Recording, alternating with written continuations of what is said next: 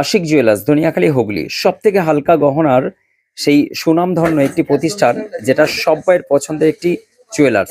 সুনামধন্য জুয়েলার্সে এই জিনিসগুলোর সবথেকে আপনার হালকা রেঞ্জের মধ্যে আপনার 7, 7.5, 6,500 টাকায় আইএস তো পেয়ে যাবেন, সুন্দর সুন্দর ডিজাইন।